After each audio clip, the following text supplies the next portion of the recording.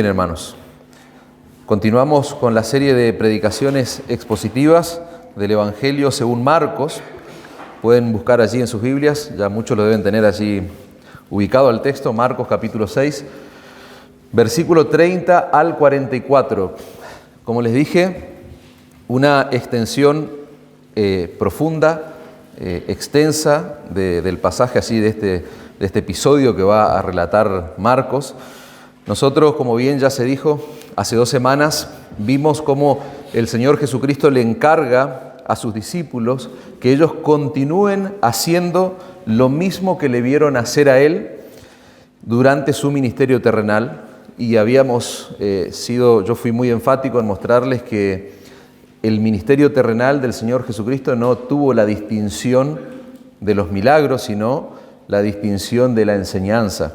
Lo que el Señor hizo esencialmente fue enseñar y predicar el Evangelio, enseñar la palabra de Dios. Y eso es lo que el Señor ahora está comisionando a estos hombres. Habíamos dicho que Marcos capítulo 6, versículos 7 al 13, plantea allí una transición, hay un cambio radical, podríamos decir, en la vida de estos hombres.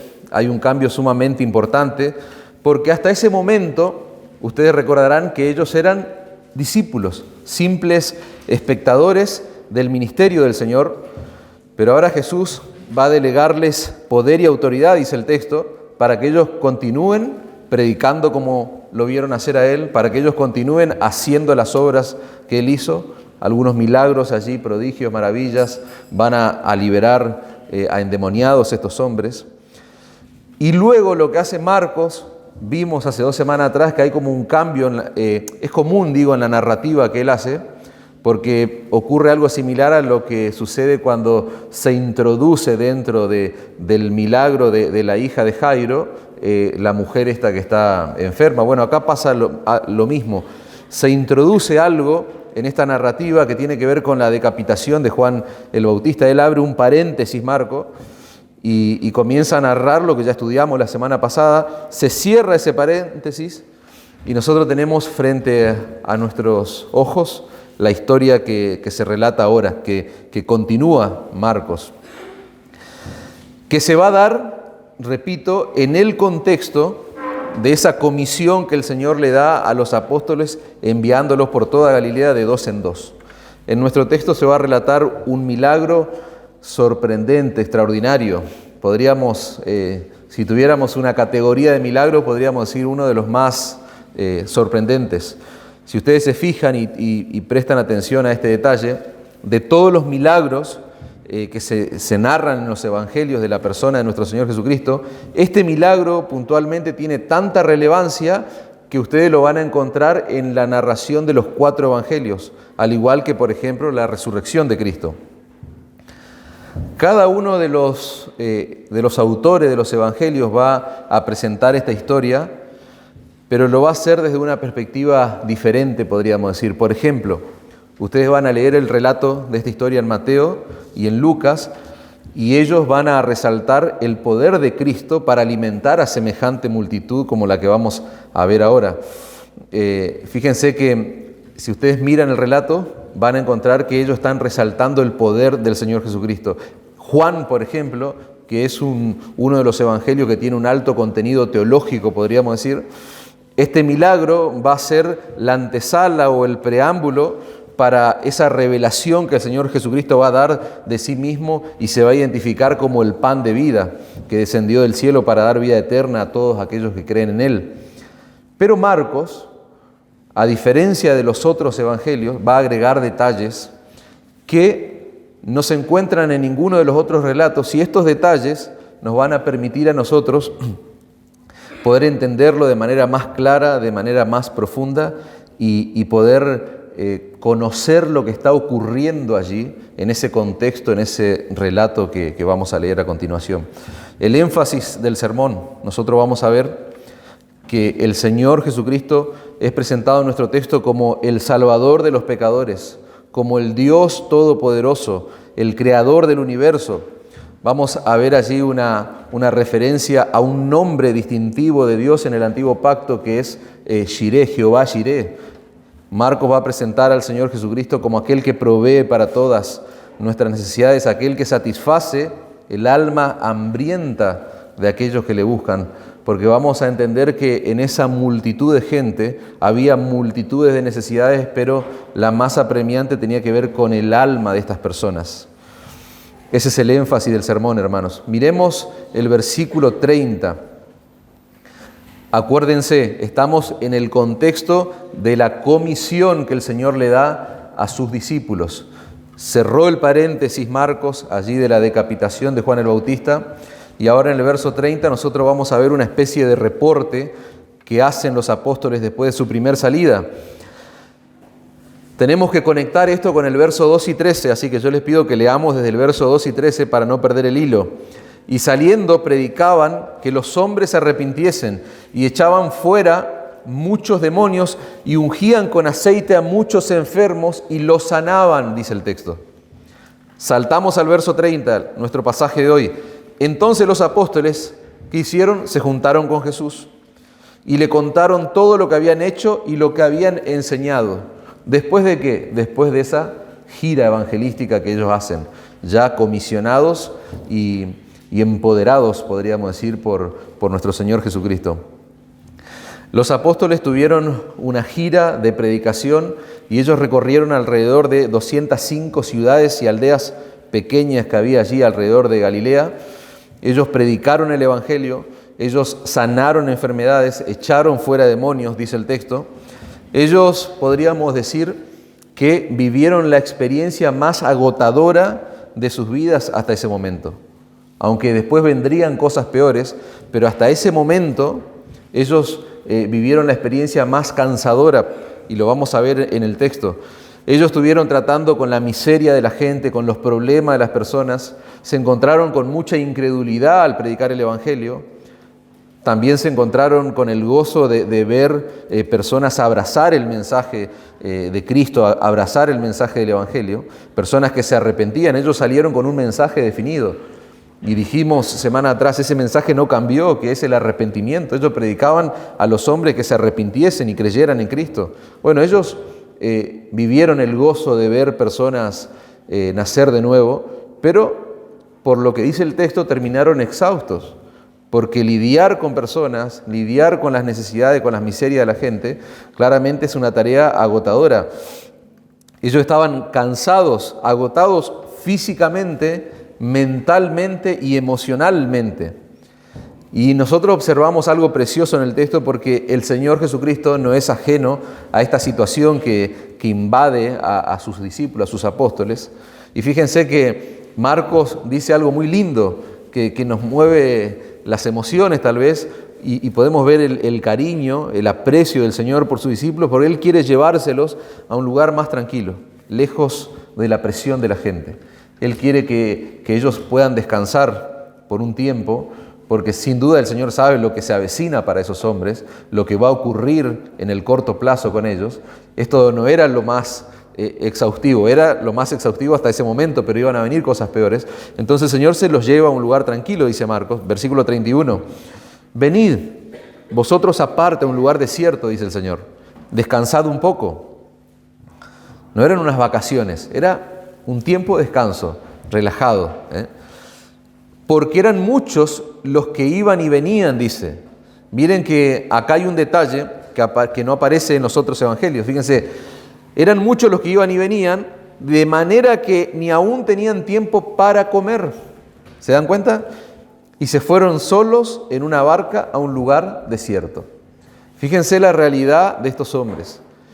No solamente estaban agotados físicamente, mentalmente, emocionalmente, ni siquiera tenían tiempo para comer, dice el texto. El Señor decide llevárselos y el lugar es el lugar desierto. Si nosotros leemos el relato de Lucas, nos vamos a dar cuenta que ese lugar desierto es Betsaida. Lucas capítulo 9, versículo 10. Toda la escena se traslada de ese lugar de encuentro con sus discípulos, se traslada a Betsaida, que era una ciudad que estaba llena, podríamos decir, de personas religiosas externamente. Tenían una vida religiosa, había muchos judíos allí en ese lugar, y esta gente de Betsaida va a ser testigo del milagro, como dijimos al principio, más sorprendente, más asombroso del Señor Jesucristo. Miren cómo Marco no solamente muestra la compasión del Señor para con sus discípulos al llevarlos a descansar, sino que Marcos va a decirnos en el texto que el Señor ve a una multitud que tiene una gran necesidad y el Señor va a compadecerse también de ellos. Fíjense la figura y ese detalle de nuestro Señor y Salvador Jesucristo. Versículo 33, muchos, pero muchos lo vieron ir y le reconocieron. Y muchos fueron allá a pie desde las ciudades. Fíjense, el Señor se sube a la barca con sus discípulos, es identificado por el gentío, por la multitud que lo está asediando allí. Dice, se fueron a pie desde las ciudades y llegaron antes que ellos, sabemos que a Betsaida, y se juntaron a él, dice, versículo 34, y salió Jesús, vio una gran multitud y tuvo compasión de ellos, porque eran como ovejas que no tienen pastor, y comenzó a enseñarle muchas cosas, dice el texto. En el versículo 44, nosotros vamos a ver allí en nuestro pasaje, nosotros podemos ver que hay el detalle de un número de gente, para poder entender esto de la multitud. El verso 44 de nuestro texto dice que estaban congregados allí en ese lugar 5.000 hombres. Pero Mateo, en su relato, va a decir que 5.000 hombres, y agrega un detalle, sin contar las mujeres y los niños. Ahora, no hace falta ser muy inteligente para darse cuenta de que claramente esa multitud estaba nutrida por un montón de personas más, superior a 5.000. ¿Por qué? Porque si nosotros tomamos en cuenta a las esposas de los hombres que estaban en ese lugar, si tomamos en cuenta a las madres de los hombres, a los hijos o a las hijas de esos hombres, a las hermanas de esos hombres, si tomamos en cuenta una familia típica de la época, que tal vez no era una familia reducida como las de nuestro tiempo, podríamos entender que había familias numerosas, entonces nosotros vamos a llegar a la conclusión a la que llegaron muchos autores y estudiosos, que dicen que alrededor de 20.000 hasta 25.000 personas podría haber en ese lugar, en ese contexto.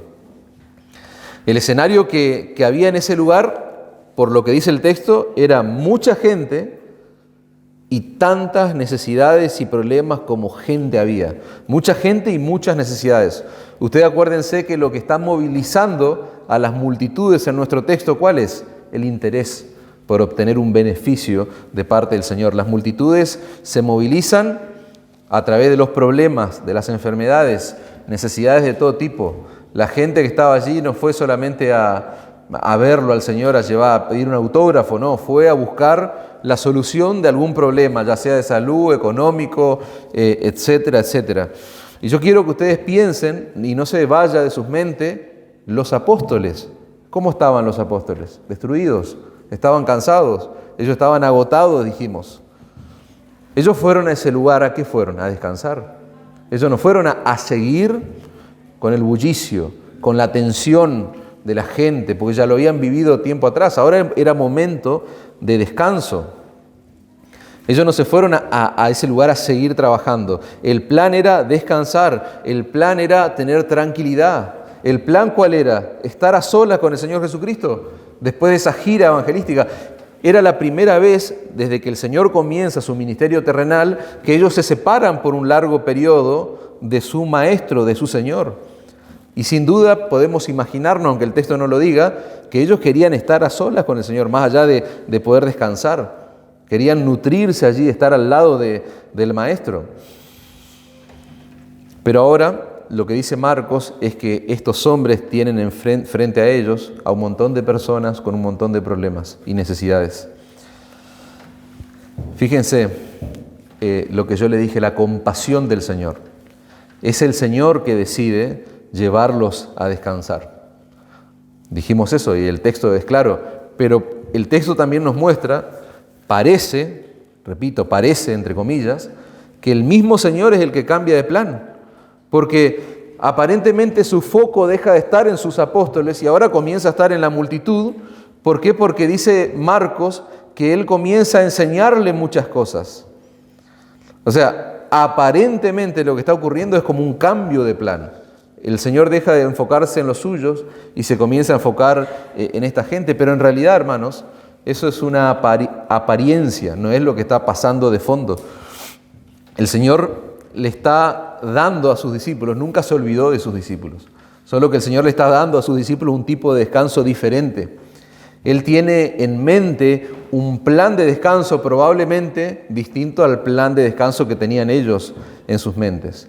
Él tiene en su mente un plan de descanso superior. ¿Por qué? Porque ellos van a quedar marcados para siempre en ese periodo de descanso que pretendían tener.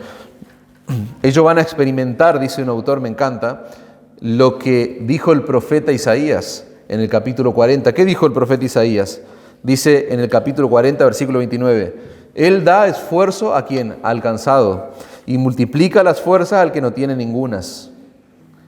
Lo que estos hombres van a experimentar es la gracia, la compasión de Dios, pero el poder de Dios en sus vidas, porque el Señor va a vigorizarlos en medio de ese cansancio que ellos tienen físico, porque ellos van a recibir fuerzas en un momento de debilidad física.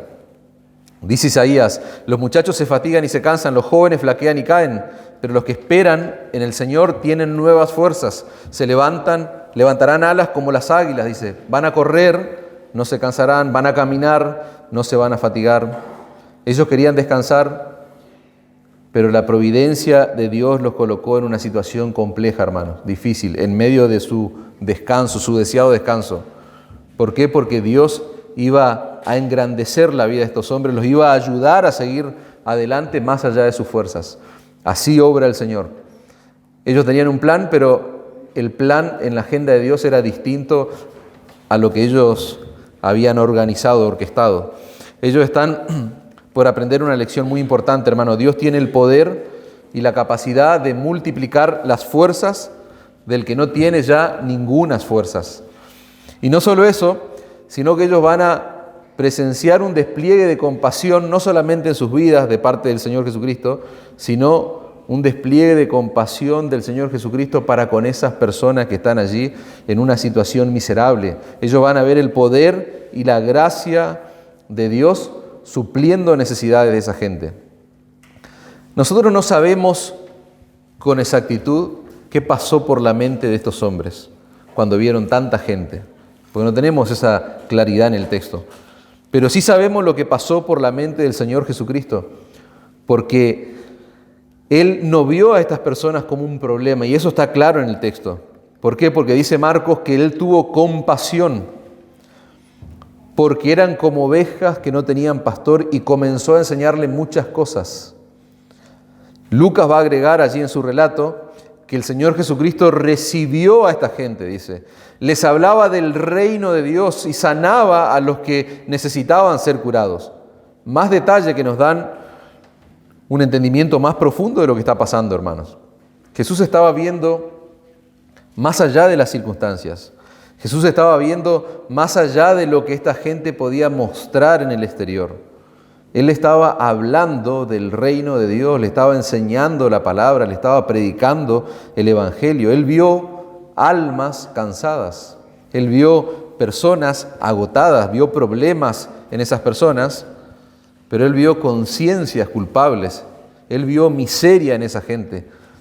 El Señor Jesucristo vio la desgracia mayor en la vida de estas personas. Él vio una desgracia superior a la que ellos mostraban exteriormente. El Señor los recibe con brazos abiertos, dice el texto, tiene compasión de ellos, porque los ve como ovejas que no tienen pastor. La palabra compasión literalmente significa estar conmovido hasta las entrañas. Fíjense el nivel de conmoción, podríamos decir, que el Señor está teniendo. Se conmueve profundamente el Señor Jesucristo, genuinamente. Es una preocupación real. Él se está preocupando por las condiciones de estas personas. ¿Y saben por qué? Porque tanto Marcos como el resto de los evangelios nos van a mostrar a un hombre que es nuestro glorioso Señor y Salvador Jesucristo, un Salvador compasivo, no un Salvador indiferente, no un Salvador distante, insensible, sino que Él se compadece, y vamos a ver allí, que con los que están en aflicción, Él se compadece con los que están sufriendo. El Señor no reacciona con indiferencia al ver tantas personas con tantas necesidades. Fíjense que Marcos, en el relato que encontramos, en los 4 relatos, Marcos es el que va a presentar este detalle como ovejas que no tienen pastor. No lo van a encontrar en los otros relatos. Y la pregunta que uno se hace es, ¿cómo son las ovejas? ¿Qué características tienen ese animal tan distintivo, ¿no? Y tan presente en el Nuevo Testamento? Las ovejas son animales muy dependientes, hermanos. Tal vez el que conoce de campo, de animales rurales, va a estar de acuerdo con lo que yo les voy a decir. Son animales dependientes. Sin el cuidado de un pastor, una oveja es propensa a perderse con facilidad. No pueden encontrar alimento, necesitan que alguien las alimente. Quedan a merced de los lobos cuando se escapan del redil. Cuando la oveja se dispersa o se pierde, quedan a merced de, no solamente que no pueden alimentarse, sino que se transforman en alimento de los lobos. Las ovejas no pueden cuidarse a sí mismas, no pueden proveerse alimentos para sí mismas. Son animales ingenuos. Una oveja tiene poca visión, no puede ver más allá de 2 metros. Y el Señor ve a esas personas y los identifica con ese animal. Son como ovejas sin pastor. Esa es la condición en la que se encontraban. Dijimos que esa multitud está caracterizada, tiene una característica, que es, tienen vida religiosa exteriormente, tienen vida religiosa. Ahora, esa multitud está siendo liderada religiosamente por escribas y fariseos, por los líderes religiosos de Israel, que lo que están haciendo es asfixiar a esa gente, con imposiciones, con mandatos, con leyes.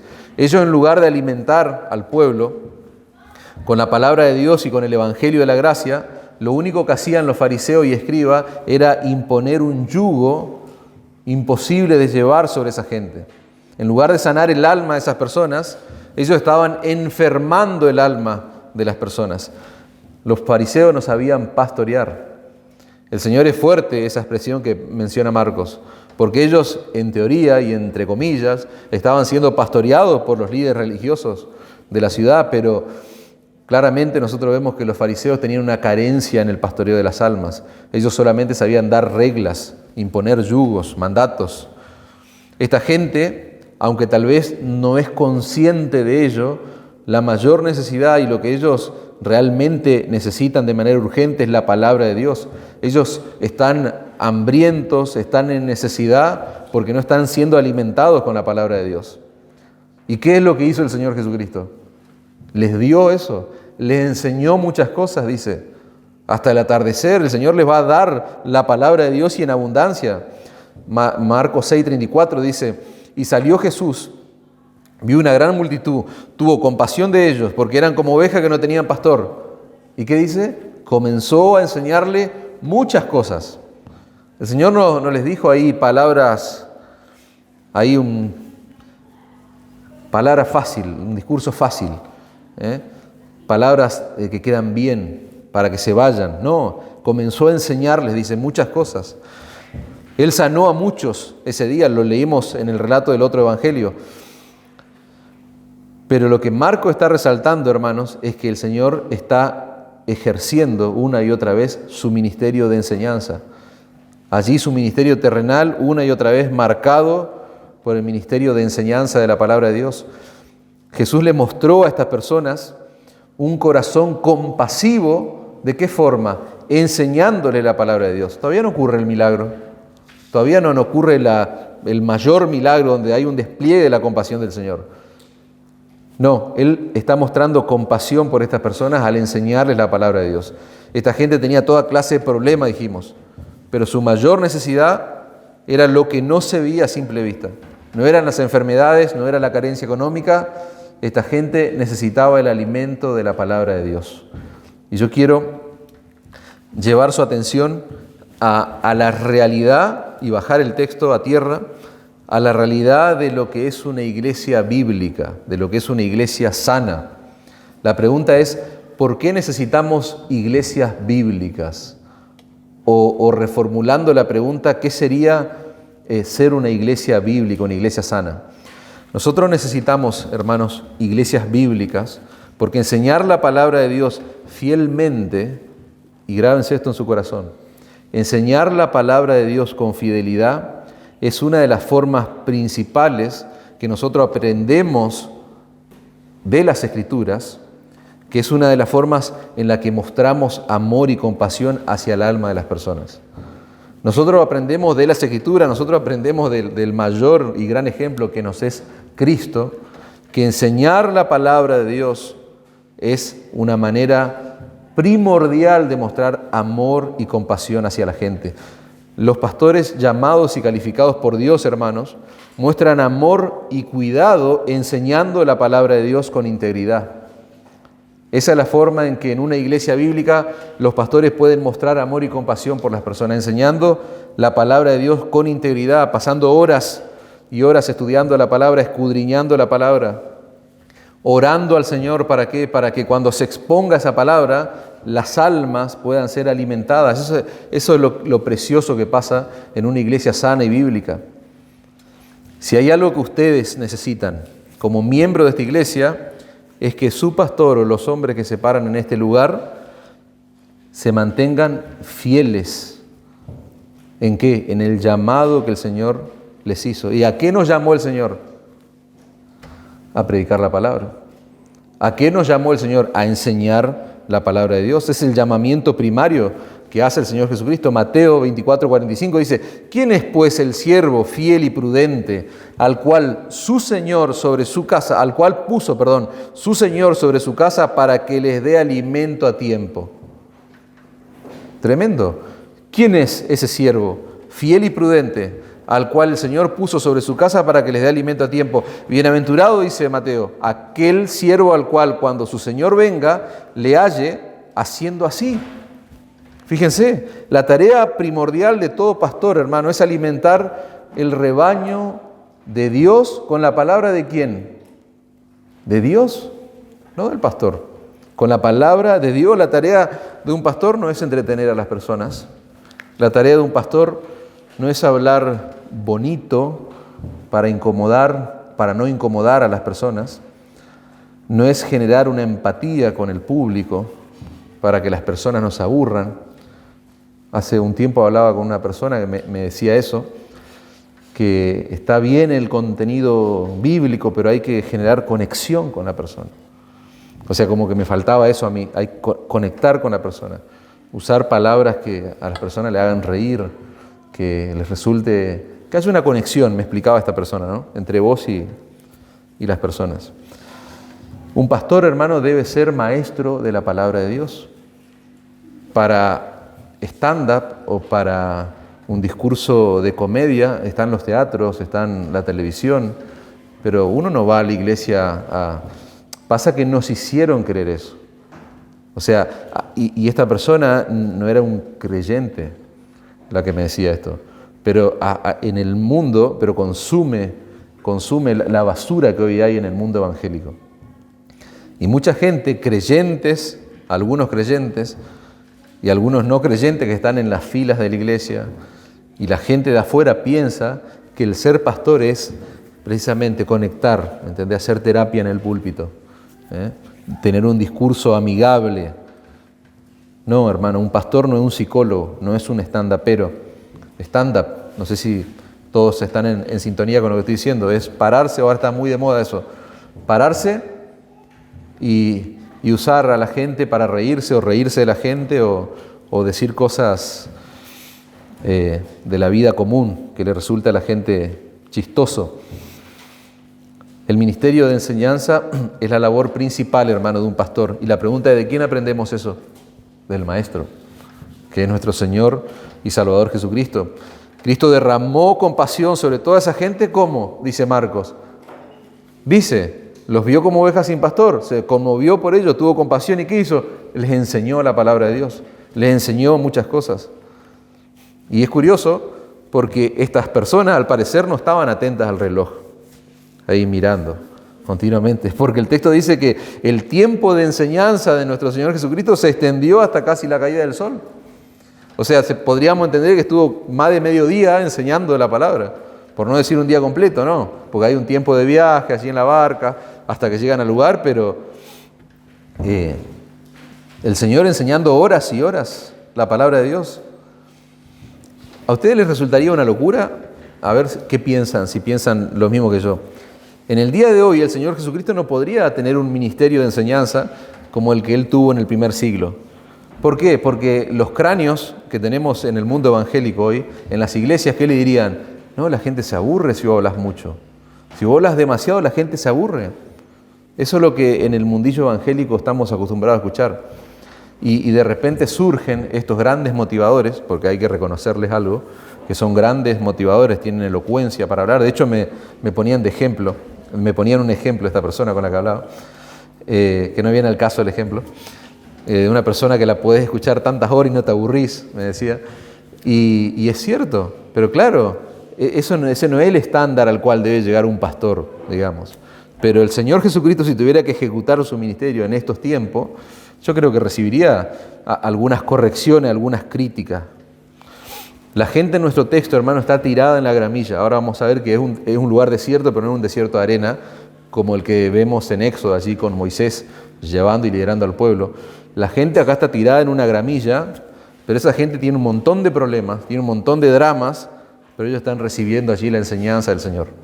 Y con esto no estoy diciendo que están recibiendo la enseñanza con un corazón receptivo, porque lamentablemente vamos a ver al final que no fue así para con toda la multitud, pero hay pueblo del Señor allí en esa multitud. Fíjense que Marcos dice que esta multitud tiene hambre. Y ahora sí llega el problema más tangible, más visible. No solamente el Señor le está enseñando, le está alimentando el alma, sino que ahora los va a alimentar físicamente. Marcos 6:35. Cuando ya era muy avanzada la hora, la Nueva Traducción Viviente dice al atardecer. ¿Se dan cuenta que no le estoy mintiendo?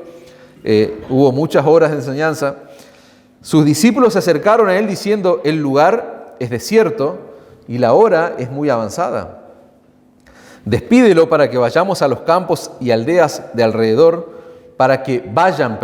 no vayamos. Despídelos para que vayan a los campos y aldeas de alrededor y compren pan, pues no tienen que comer.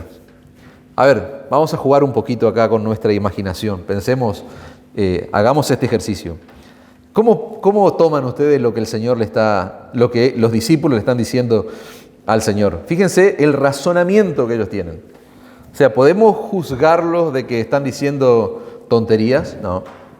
¿Podemos juzgarlos de que están diciendo cosas que son incoherentes? No.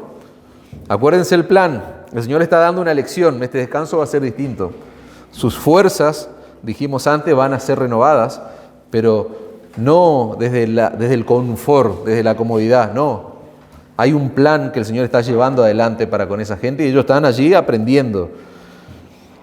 Pero ellos ven ahora como una especie de oportunidad o de situación que finalmente puede llevarlos a ellos a tener ese descanso o esa cercanía con el Maestro.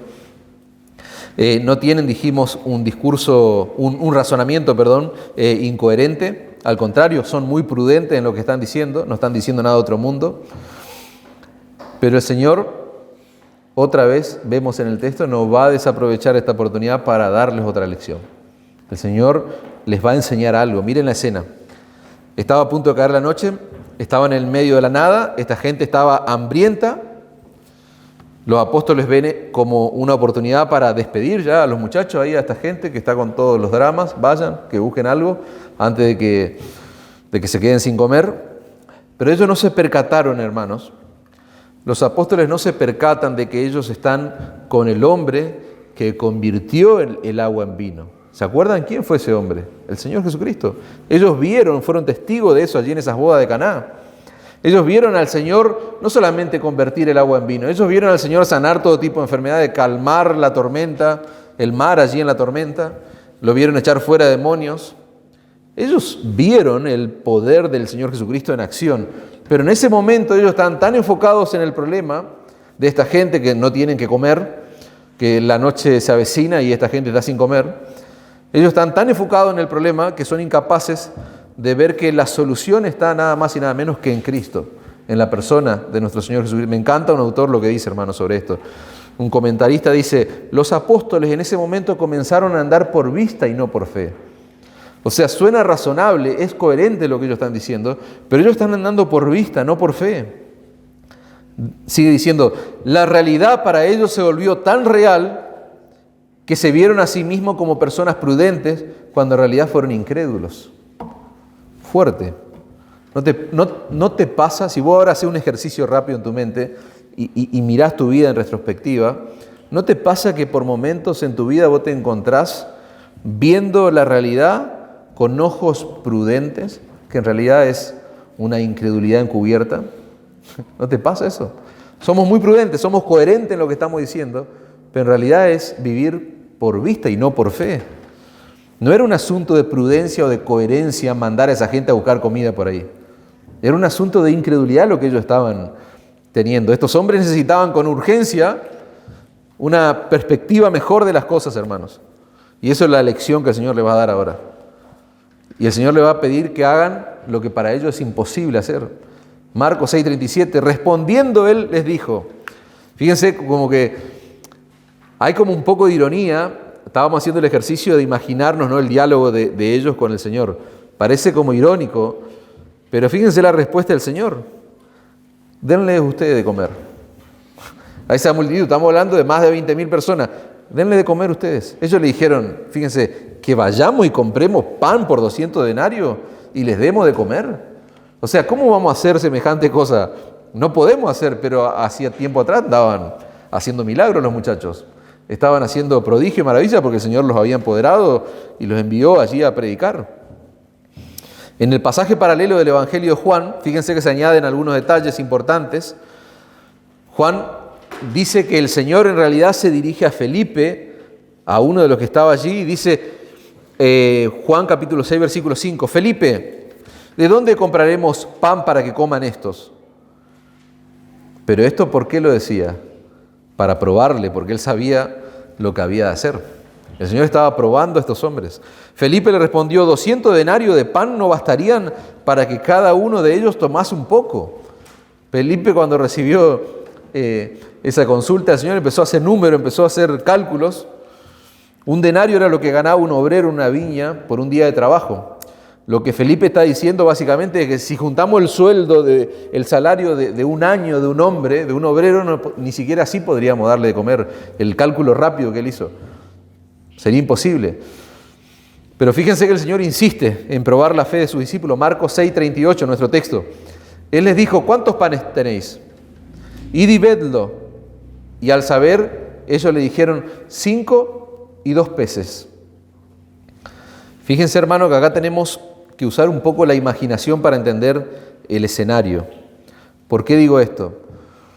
Porque no es una locura pensar que los discípulos ya estaban frustrados con todo lo que estaba sucediendo. Ellos fueron con un plan, se encontraron un escenario distinto del que querían escapar básicamente. Ahora el Señor está allí indagándolos, mandándolos para que ellos les den de comer, preguntando cuántos panes tenéis. Dice Juan capítulo 6, el pasaje paralelo, versículo 8, uno de sus discípulos, Andrés, hermano de Simón Pedro, le dijo, aquí está un muchacho que tiene 5 panes de cebada y 2 pececillos. Mas, ¿qué es esto para tantos? O sea, esa era la cantidad con la que contaban. 5 panes de cebada y 2 pececillos. Para que ustedes tengan dimensión, hermano, un pan de cebada, al que se está refiriendo allí Andrés, este discípulo, no es el tipo de pan que nosotros conocemos hoy. Si tuviéramos que graficarlo o imaginarnos un pan de cebada, era como una especie de bizcocho o un bollito de pan, sería la idea. Lo que era común en esa época era un pancito pequeño así, en el medio se le ponía como un poquito de pescado, de pececillos. En nuestros días podría ser una lata de sardina. Vos agarrás una lata de sardina, tenemos un montón de sandwichitos, podríamos decir. Bueno, la cantidad de alimento con la que contaban los discípulos, dice, acá hay un muchacho que tiene, o sea, de todo el montón, se ve que uno fue preparado, tenía ahí una viandita, llevó, porque esa cantidad, 5 pan y 2 pececillos, podría representar lo que era el almuerzo de un muchacho, pero la palabra muchacho no es de un hombre adulto, estamos hablando de una persona joven, un niño podría haber sido, un jovencito. Ese es el escenario. Ahora la respuesta, miren, el Señor Jesucristo, Marcos 6:39, y le mandó que hiciesen recostar. Sigan pensando en la escena, hermanos. Los discípulos queriendo despachar a la gente, el Señor le dice, no, ustedes le tienen que dar de comer. Vayan y fíjense cuánto hay de comida. Los discípulos ahí no entienden, hasta que viene un reporte y dice, tenemos el equivalente al almuerzo de un niño sería. Ajá, bueno. Fíjense el verso 39. Les mandó que hiciesen recostar a todos por grupos sobre la hierba verde. Acá está lo que les decía antes. Era un lugar desierto, pero se ve que había pastito allí. Dice, y se recostaron por grupo de 100 en 100 y de 50 en 50. Ahora, tenemos la escena en nuestra mente. Humanamente hablando, hermano, lo que el Señor le está pidiendo es algo lógico, es algo racional. ¿Cómo vamos a tener el almuerzo equivalente a lo que sería la comida de un niño y vamos a separar por grupo de 100 y de 50 a la multitud? Pero fíjense que los discípulos no cuestionaron nada, sino que se limitaron a hacer lo que el Señor les mandó, y ahí va a ocurrir lo inesperado. Marcos 6:41. Entonces tomó los 5 panes y los 2 peces, y levantando los ojos al cielo, bendijo y partió los panes, y dio a sus discípulos para que los pusiesen delante, y repartió los 2 peces entre todos, y comieron todos, y se saciaron. ¡Wow! Terrible. O sea, no tenemos mucho más detalle de cómo sucedió, de cómo transcurrió, cómo pasó ese milagro. Simplemente el Señor dice, bendijo, partió los panes, los dio, empezó a repartir y se saciaron todos. Fíjense que ahí hay una palabra importante, el Señor bendijo, dice Marcos. Juan va a usar otra palabra, otra expresión, y va a decir, el Señor oró y dio gracias a Dios, va a decir Juan. Lo que el Señor está haciendo, está orando al Padre, Él está reconociendo que solamente Dios es el proveedor de todas las cosas. El Señor está dando gracias, como deberíamos hacer nosotros cada vez que nos sentamos a la mesa, por nuestros alimentos, reconocer que es por la providencia de Dios que nosotros podemos comer, ni siquiera es por nuestro trabajo o nuestro esfuerzo. Jesús también está dando gracias a Dios porque esos panes y esos peces no iban a ser suficientes a menos que Dios interviniera, a menos que Dios obrara allí en poder para multiplicar. Dios era el único que podía proveer comida en un instante, hermano. ¿Para qué? Para que 20.000 o 25.000 personas comieran ese día. Jesús está presentándose a sí mismo, lo decíamos en el énfasis del sermón, ¿como quién? Como ese Dios creador, como Jehová Jireh, ese creador del universo, ese Dios todopoderoso, el Dios que puede proveer para nuestras necesidades.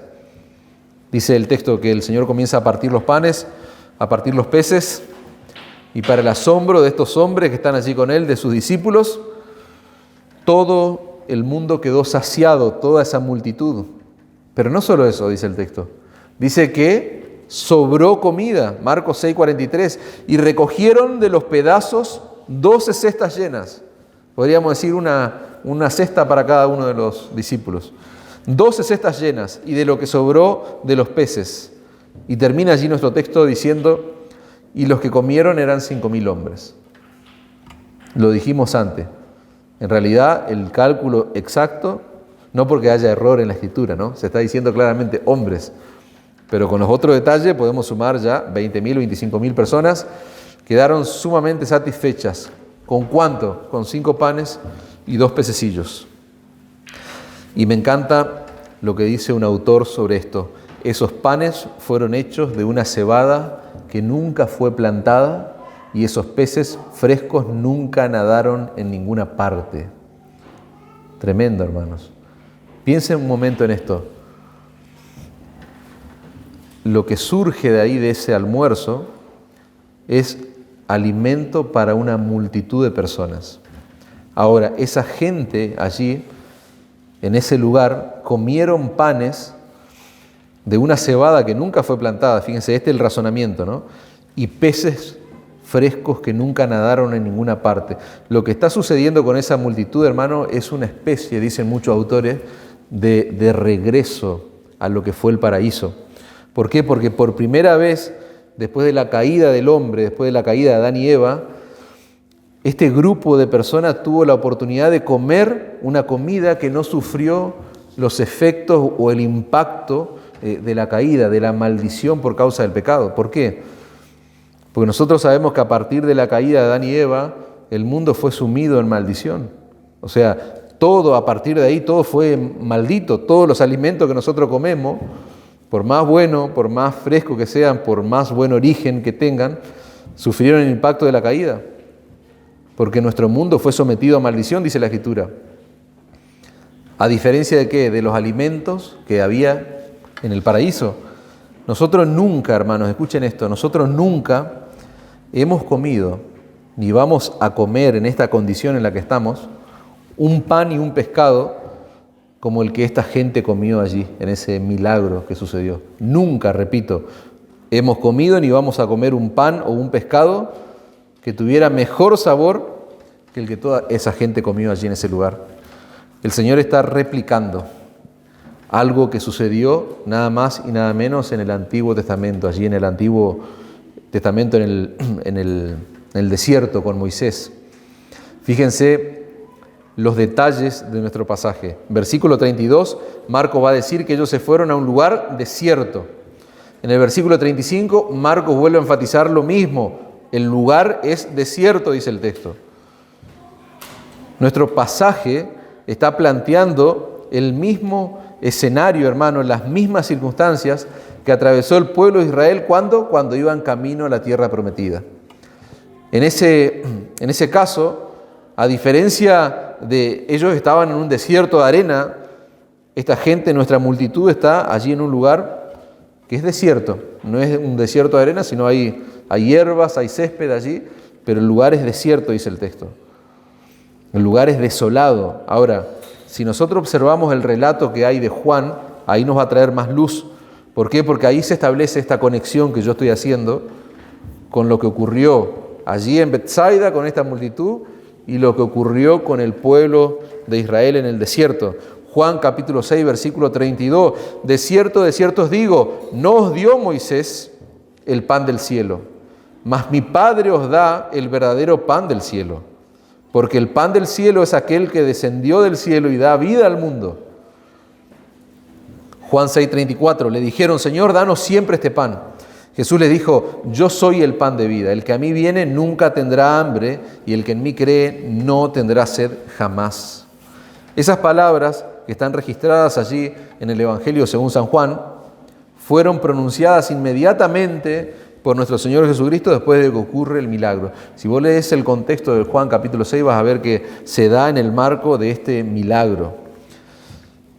El sermón, dijimos, el título de este sermón se llama Una representación gráfica del Evangelio. Bueno, eso es lo que estamos presenciando nosotros, hermano, eso es lo que estamos estudiando. Una representación gráfica del glorioso Evangelio de nuestro Señor Jesucristo.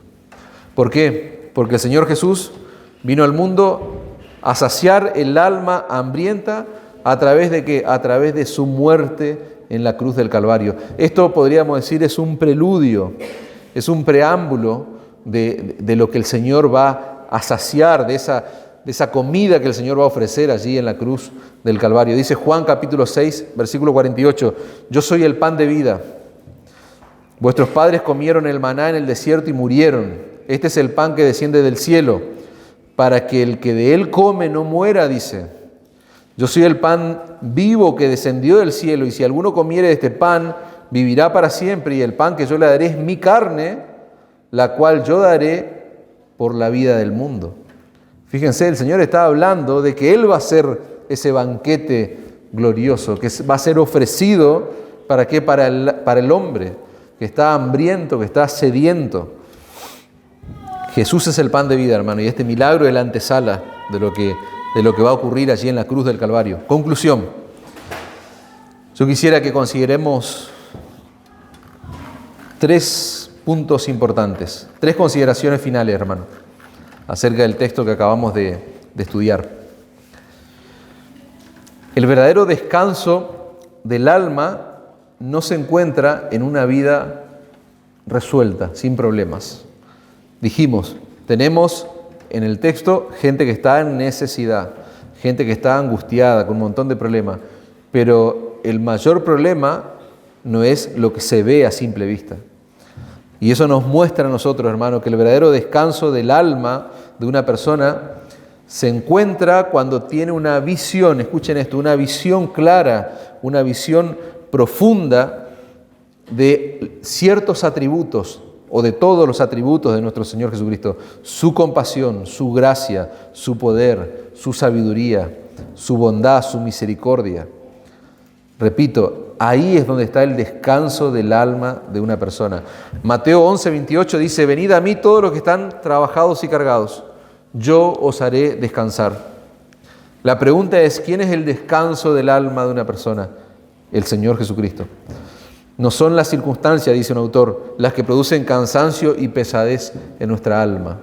¿Saben lo que produce cansancio y pesadez en nuestra alma? Es el perder de vista a ese glorioso Salvador que es Cristo, y que nosotros vemos que es grande en ¿qué? En misericordia, en compasión, en gracia, en poder. La ecuación del Evangelio, dice este autor, es la siguiente: poder divino más la compasión divina es igual a todo lo que vos necesitas.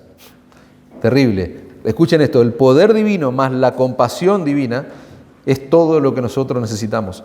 Filipenses 4:19, más Dios, dice, suplirá todo lo que os falta conforme a sus riquezas en gloria en Cristo Jesús. Qué hermoso es saber, hermano, que no tenemos un Dios tacaño. Y este no es un mensaje de prosperidad falso, no. La realidad del texto, hermano. Dios va a proveer, dice, conforme a todo lo que nos falta, conforme a sus riquezas en gloria. Nuestro Dios es compasivo, nuestro Dios es generoso. Él provee para nuestras necesidades reales, hermanos. Otra consideración final. Las necesidades de las demás personas, no son un problema en nuestro camino, no son un obstáculo en nuestro camino, son oportunidades de gracia. Son momentos, situaciones que nosotros encontramos para mostrar gracia. Fíjense que les dije, no podemos tener claramente con exactitud qué representó esta multitud para los apóstoles.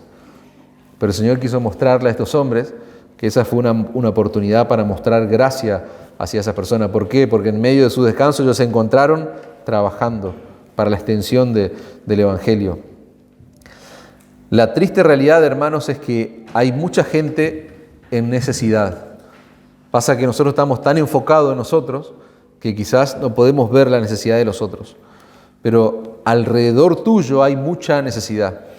Hay mucha gente que necesita no solamente cuestiones materiales, sino que hay mucha gente que necesita nada más y nada menos la predicación del Evangelio, que nosotros le prediquemos, que le enseñemos la palabra de Dios. El Señor nos enseña a través de este pasaje que nosotros tenemos que tener ojos compasivos, como los tuvo Él, un corazón compasivo. Nosotros necesitamos ver al mundo con los ojos del Señor, hermanos. Nosotros necesitamos ver más pequeños nuestros problemas y necesitamos vernos a nosotros mismos cada vez más pequeños. Hay una oración puritana que me encanta, dice: necesitamos ver al mundo en perdición, porque si tan solo una vez pudiera yo ver con tus ojos, te serviría más fielmente, oh Señor. Hazme ver, Señor, al mundo como tú lo ves. Nosotros necesitamos ver al mundo, hermanos, con los ojos del Señor. De todas las personas que estamos acá en este lugar, ninguno de nosotros, hermanos, está tan necesitado de descanso como los apóstoles de nuestro pasaje. Repito, de todas las personas que estamos acá, incluido yo en la lista, ¿no? Ninguno está tan cansado como estaban probablemente los apóstoles. Dijimos, ellos están viviendo, experimentando el agotamiento más profundo de sus vidas hasta ese momento. Nosotros no necesitamos tanto descanso, ¿saben por qué? Porque no estamos tan envueltos en la obra del Señor como estos hombres lo estaban. Y eso tiene que ser un llamado para nosotros. Esa es una confrontación, es materia obligada a examinarse ahora, hermanos. Lo peor que le puede ocurrir a un creyente es ser un mero espectador en la iglesia del Señor. Ser un simple espectador. Dijimos, nosotros estamos frente a un texto que nos plantea una transición en la vida de estos hombres. Dejaron de ser simples espectadores, ahora son los apóstoles del Señor. Ellos están siendo comisionados por el Señor. Pero el énfasis del sermón de hace 2 semanas atrás, ¿se acuerdan cuál fue? Así como ellos fueron comisionados, el Señor nos comisiona a nosotros, no terminó allí en estos hombres esa gran comisión.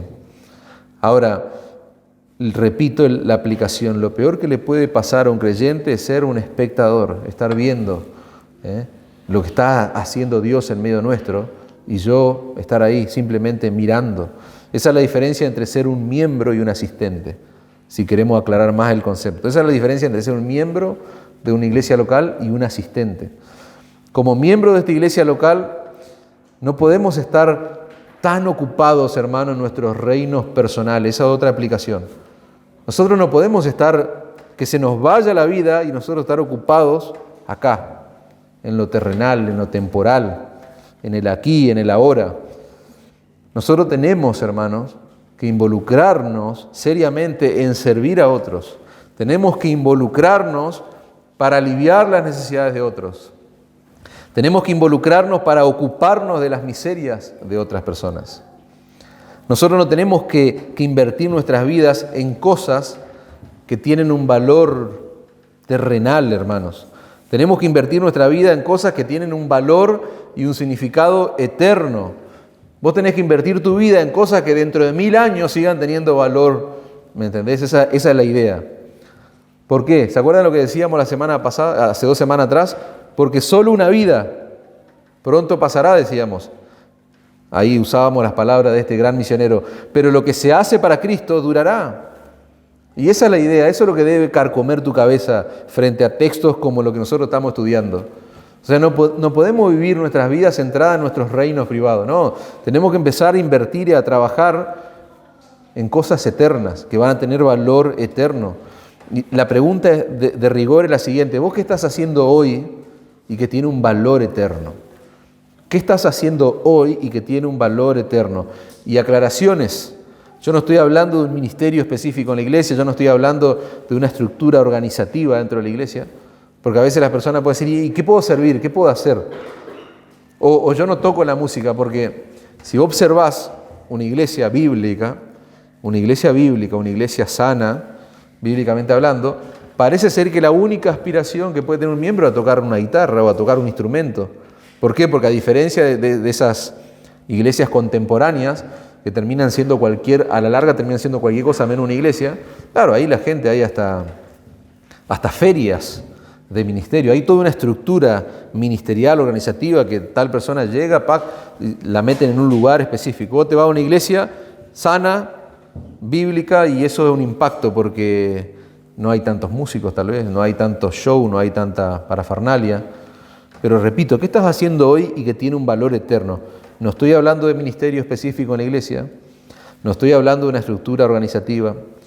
Yo de lo que estoy hablando, porque estoy aplicando el texto, y nuestro texto nos habla de necesidades, una multitud en necesidad.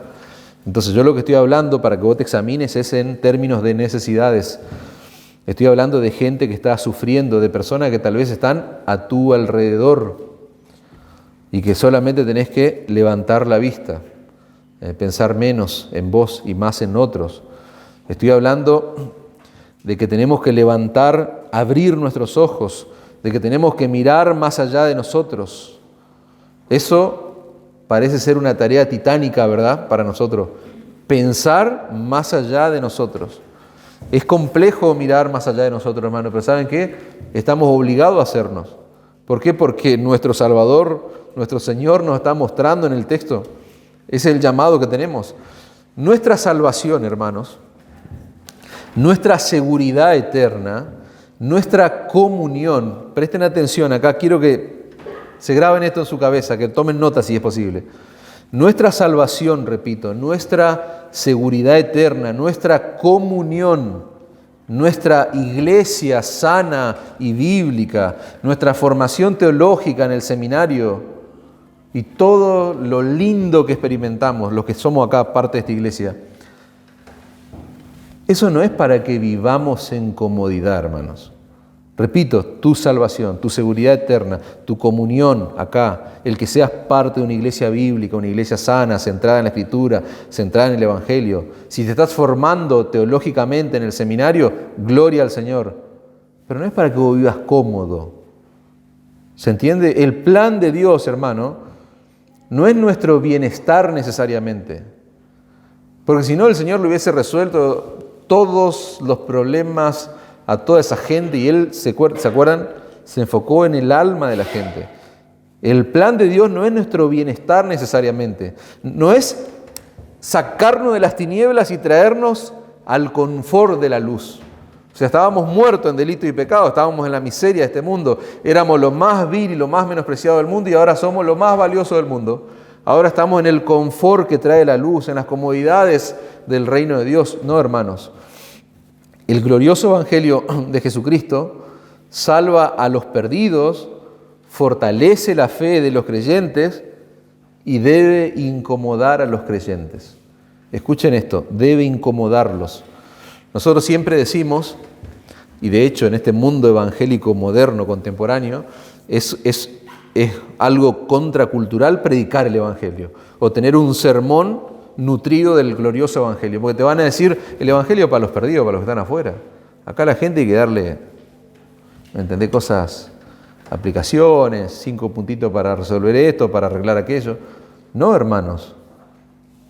El evangelio debe predicarse a los creyentes también para fortalecer la fe de los creyentes, pero a su vez para incomodarlos. Yo lo que estoy haciendo ahora es tratar de incomodarlo porque a mí me fortalece la fe. Yo lloro cada vez que escucho predicar el evangelio. ¿Me entendés? El Señor me conmueve hasta los huesos. Yo leo, estudio el evangelio y más me aplasta la gracia de Dios. A mí me encanta cuando estoy sentado ahí porque estoy escuchando la predicación del evangelio. Y a veces en mi pecado allí digo, no, seguí, porque quiero que el Señor me siga taladrando. ¿Me entendés? Con el evangelio. Eso fortalece mi fe, pero también me incomoda, hermanos. Porque ¿cómo puede ser que seamos receptores de semejante tesoro y que pensemos que eso es un fin en sí mismo? Ya está, me convertí, voy a la iglesia, escucho la predicación fiel de la palabra, estudio en el seminario, me va bien, conozco hermanos, disfruto. No, hermano, eso no es un fin en sí mismo. Nosotros tenemos un tesoro, dice Pablo a los Corintios, en vasos de barro, para que la excelencia del poder sea suya, no nuestra. Nosotros lo que tenemos que aprender, hermano, y ejercitarnos a diario es pensar menos en nosotros y más en otros. Porque vos de fábrica venís programado distinto. Vos estás lleno de vos mismo y cuando llegamos al evangelio, ahí empieza. Nos vaciamos de nosotros, tenemos que pensar más en nosotros. El domingo decíamos allí en la iglesia en Rafaela, eso es humildad.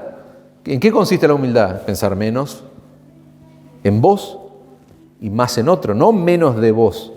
Los psicólogos a eso le llaman baja autoestima, pavada, pero no es pensar menos yo debo pensar menos en mí y empezar a pensar más en los otros. Eso es humildad y Dios usa a los humildes. Dice la Escritura, Dios usa a los humildes. Y la pregunta es, ¿vos estás dispuesto a hacer eso en tu vida? ¿Estás dispuesto a vivir la vida de esa forma? ¿Estás dispuesto a salir de lo que se le llama la zona de confort? Esa zona de comodidad, empezar a mirar a tu alrededor, levantar la vista. Si vos estás dispuesto a hacer eso, yo te puedo asegurar, hermano, que vas a encontrar muchas oportunidades para servir a otros. Acordate, no estamos hablando de ministerio específico dentro del cuerpo, no. Eso está perfecto, después cada uno sirve con sus dones y habilidades. Pero estamos hablando de oportunidades para servir a otro. Hay necesidades, dijimos, a nuestro alrededor. Y las necesidades de otro, cuando vos ves la necesidad de otro, no tiene que ser un estorbo, no va a ser un problema, sino que vos lo vas a ver como una oportunidad para mostrar gracia y para poner todo tu maquinaria, digamos, en pos del beneficio de otra persona. Qué más gratificante, hermano, que poder ayudar, que poder dar. Más bienaventurado es dar que recibir, dice allí Pablo en su discurso en Mileto, allí relatado por Lucas en Hechos 20:35. El Proverbio 11:25 dice, el alma generosa será prosperada y el que saciare, él también será saciado. ¿Te das cuenta? Y así podemos leer muchos textos que nos obligan a salir de ese lugar donde recibo. No, acordate, todo lo que vos recibiste y lo que gozás y disfrutás no es un fin en sí mismo. No, es para que vos comiences a pensar más en la obra de Dios, para que vos comiences a pensar más en la extensión del reino de los cielos. Y ahora sí yo te quiero hablar de una aplicación bien práctica. Si yo te hablara de plantación de iglesia, ¿qué se te viene a la mente? O sea, ¿te asustás cuando hablamos de plantación de iglesia? Hace 6 años se comenzó un trabajo precioso de plantación en este lugar. Y somos testigos, nosotros somos el resultado de la obra y de la gracia de Dios. Siempre decimos 6 años, pero vertiginosos esos 6 años, porque pasaron muchas cosas. Y el Señor usó cada una de esas cosas para que podamos crecer, pero el crecimiento es como vernos más pequeños, no crecer en grandeza, sino que crecemos y nos damos cuenta de lo diminuto que somos, de las debilidades que tenemos, y el Señor le place seguir obrando en medio nuestro y usando a personas como vos y como yo, débiles, falibles. Ahora, si yo te hablara de plantación de iglesia, ¿vos cómo te sentís frente a esa realidad y frente a esa necesidad? Bueno, yo tengo un discurso crítico, lamentablemente, y tal vez no me enorgullezco de eso, porque ustedes ven que en mi predicación hablo mucho a veces del contexto evangélico moderno. Eso es algo que a mí en lo personal humanamente me afecta ver algunas cosas, porque es como que uno las sufre, ¿no? por fuera. Pero yo quiero mostrarte que hay una necesidad, que hay una realidad. O sea, cuando hablamos de plantación de iglesia, estamos hablando de una necesidad que es real, así tan real como que ahora nos estamos viendo, digamos. Ahora, yo cuando miro eso, cuando pienso en eso, yo me siento más diminuto todavía, más pequeño, débil, un hombre muy débil, incapaz, un hombre incapaz. Y yo te quiero preguntar a vos cómo te sentís. Y le hablo a los miembros de esta iglesia. Si yo te llevo a pensar en plantar iglesias, ¿cómo te sentís? ¿Te sentís débil como yo? ¿Incapaz? Porque si vos te sentís así, le decía a una persona hace unos días atrás, bienvenido al club, porque en este club estamos todos los débiles, los incapaces. Pero escuchen, hermanos, lo que nosotros estamos aprendiendo del texto es que es nuestro Señor y Salvador Jesucristo, nuestro glorioso Señor compasivo, el que suple las necesidades. No somos nosotros, es el Señor el que suple las necesidades. Es el Señor el que está usando a sus discípulos. Vayan, separen a la gente, tomen, empiecen a repartir la comida. El Señor es el que está usando a sus discípulos para cubrir las necesidades de otro. Nosotros somos instrumentos en sus manos, hermano. Nosotros, al igual que los apóstoles, no podemos alimentar a una multitud con 5 panes y 2 peces. Pero ¿quién puede hacerlo? Jesús. Jesús sí puede hacerlo. ¿Nosotros qué? ¿A quién vamos a alimentar? Con 5 panes y 2 peces. Pero el Señor Jesucristo sí puede hacerlo, lo vimos, hermano. ¿Ustedes entienden eso? Lo que le estoy diciendo, ¿entienden ese punto? ¿Estamos dispuestos a salir de nuestra zona de confort para trabajar en cosas que van a durar eternamente? ¿Sabés lo que van a durar eternamente? Las personas. Cuando vos sos padre te cambia la cabeza, porque vos no podés creer que de la unión entre vos y tu esposa pueda surgir una persona que va a durar eternamente. ¿Me entendés? Y las personas van a durar eternamente, no tu reino privado. ¿No? Con esto no estoy diciendo que está mal que vos prosperes, crezcas, trabajes en este mundo. Pero digo, ¿estás dispuesto a trabajar seriamente, incansablemente, a agotarte como los apóstoles? Agotarte hasta el cansancio, mentalmente, físicamente, emocionalmente. Que hasta tu salud pueda, viste, como Pablo, Señor, sacame esto, porque si vos me sacás yo voy a ser mejor. No funciona así, Pablo. O sea, mi poder se perfecciona en tu debilidad. O sea, ese aguijón, esa enfermedad, claramente formaba parte del plan del Señor. La pregunta es, ¿estamos dispuestos nosotros para extender el reino de Dios? El plan maestro de evangelización, hermano, para llevar a cabo la gran comisión, es plantar iglesias bíblicas sanas, que pongan en alto, ¿qué cosa? La palabra del Señor. ¿Por qué? Porque esa es la forma más perfecta de mostrar compasión, de mostrar amor, de mostrar cuidado por las almas de las personas. ¿Qué cosa? Enseñándole la palabra de Dios, nutriendo a las personas con la sana enseñanza bíblica. Y a ustedes les volaría la cabeza, a mí me encantaría a veces, ver alguna forma de transmitirle a la iglesia lo que uno ve o lo que uno observa o lo que uno vive con esto del seminario, porque les sorprendería la cantidad de gente que hay, la cantidad de hermanos suyos que hay en regiones de nuestro país que no tienen una iglesia a dónde asistir, a dónde ir, no tienen un pastor. Terrible, porque uno piensa en la multitud de nuestro texto y el Señor ve como ovejas sin pastor. Y nosotros tenemos que orar. Fíjense, la mies es mucha, pero los obreros poco. ¿Vos sabés que eso es un llamado de atención para la iglesia? Eso es un llamado que Dios te está diciendo, tenés que estar continuamente orando, porque siempre va a ser así. La necesidad, la mies, las personas van a ser muchas y los obreros van a ser pocos. ¿Me entendés? Y si yo entiendo eso a cabalidad, yo digo, Señor, acá envíame a mí, yo quiero ser parte, yo no quiero ser un espectador. No, si vos vas a obrar en nuestro país, en nuestra región, en este lugar, yo quiero que me uses. Sacame de la zona de confort, sacame de la comodidad. No quiero estar enfocado ya en esa pavada de esta vida.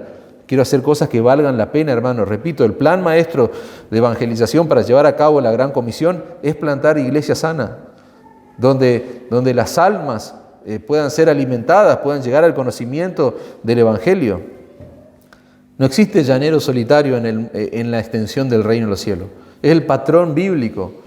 Iglesias que están siendo plantadas en los lugares donde el Evangelio está creciendo. Pero repito, hermano, es triste ver la realidad de algunos hermanos nuestros en la fe que están en lugares donde no tienen iglesia. Por último, lo que aprendemos de nuestra historia, hermanos, es que el único que puede satisfacer el alma, el hambre del alma de una persona es nuestro Señor y Salvador Jesucristo. Si en este lugar hay alguna persona sin Cristo como su Señor y su Salvador, lamentablemente es como la gente de esta multitud, como una oveja sin pastor. Él es el príncipe de los pastores, hermanos. Y si vos no tenés a Cristo como tu Señor y tu Salvador, vos estás en grave peligro. Vos estás en peligro porque no podés alimentarte, no vas a poder suplir, no vas a poder saciar el alma, el hambre que tiene tu alma. Estás en un grave peligro porque no vas a poder enfrentar los problemas de esta vida. ¿Por qué? Porque los problemas de esta vida, dijimos, se hacen diminutos cuando nosotros tenemos una visión correcta de quién es nuestro glorioso Señor y Salvador, su gracia, su compasión, su misericordia. No son las circunstancias, dijimos, lo que trae cansancio al alma, sino el perder de vista quién es nuestro glorioso Salvador. Y si Cristo no es tu Señor y Salvador, ¿a quién vas a tener? ¿A quién vas a recurrir? No vas a poder enfrentar los problemas de la vida. Pero lo más triste y lo más grave es que vos estás desprotegido cuando te toque enfrentarte a Dios en el día del juicio. Si Cristo no es tu Señor y tu Salvador, vos no tenés garantía de salir ileso de ese lugar, de ese día. Lo que aprendemos hoy es que el mayor problema del hombre no tiene que ver con la salud, no tiene que ver con nuestra situación económica, con nuestra economía, tiene que ver con nuestro pecado, hermano.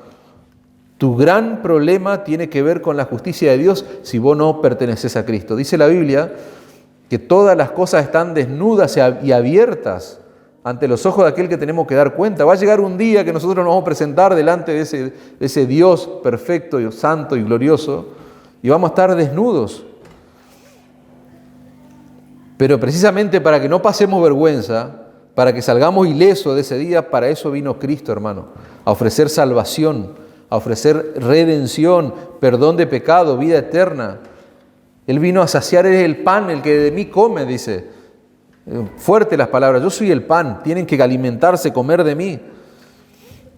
Dios manda a todos los hombres a que se arrepientan y crean. Arrepentimiento y fe para perdón de pecado y vida eterna. La pregunta del millón, ¿dónde se hizo este milagro? ¿Cómo se llama la ciudad? Betsaida, ¿se acuerdan? La escena sale del encuentro allí, se traslada a Betsaida. Ahora, ¿por qué ese dato es relevante en el estudio? Y quiero cerrar con esto. Porque Mateo 11:21 va a decir, cuando vos conocés todos los detalles que estudiamos hoy sobre el milagro, vos vas a entender por qué Mateo dice lo que dice en el capítulo 11, versículo 21. Ay de ti, Corazín, ay de ti, Betsaida, porque si en Tiro y en Sidón se hubieran hecho los milagros que han sido hechos en vosotros, hace tiempo que se hubieran arrepentido en silicio y ceniza. Por tanto os digo que en el día del juicio será más tolerable el castigo para Tirón y para Sidón que para vosotras, para esas dos ciudades, Corazín y Betsaida. ¿Saben por qué el Señor está diciendo tan fuerte, tan determinante? Porque el mayor pecado de una persona no es la idolatría, El mayor pecado de una persona no es la perversión sexual, el homicidio, el robo, la mentira. El mayor pecado es rechazar al Señor Jesucristo en incredulidad. Y ustedes pueden creer que en esta ciudad está calificada en las Escrituras como un mal testimonio, porque frente al despliegue de la gracia, de la misericordia y la compasión del Señor, muchos rechazaron al Salvador. Eso es el peor pecado. Entonces, si esa es tu condición, arrepentite, andá a Cristo. Corre a Cristo ya en arrepentimiento y fe. Él es el pan de vida, amén.